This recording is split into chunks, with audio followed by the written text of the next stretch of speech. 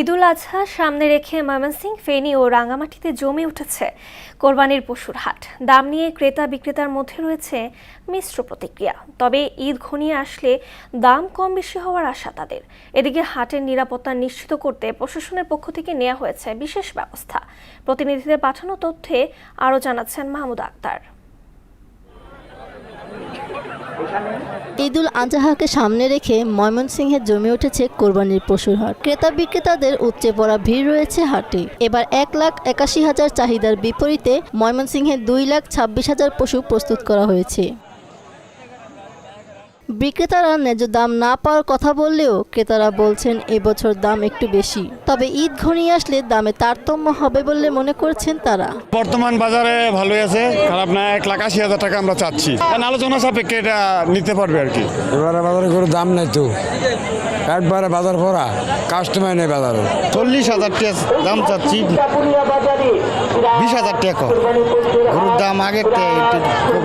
এদিকে ঈদ ঘিরে চাঁদাবাজি ও নকল টাকার বিষয়ে সতর্ক অবস্থানের কথা জানান র্যাব 14 এর অধিনায়ক নইমুল হাসান।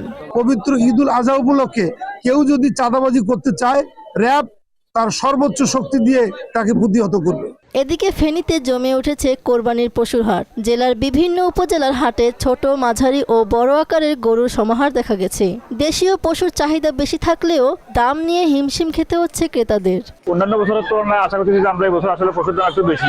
অন্যদিকে বিক্রেতাদের দাবি পশুখাদ্য ও লালন পালনের খরচ বেড়ে যাওয়ায় আগের তুলনায় দাম কিছুটা বেশি আছে। মোটামুটি কাস্টমারও আছে, গরুও উঠছে, কিন্তু এখনো বেচা বিক্রি হইতেছে না, মানুষ দ্বন্দ্বের ভিতরে আছে।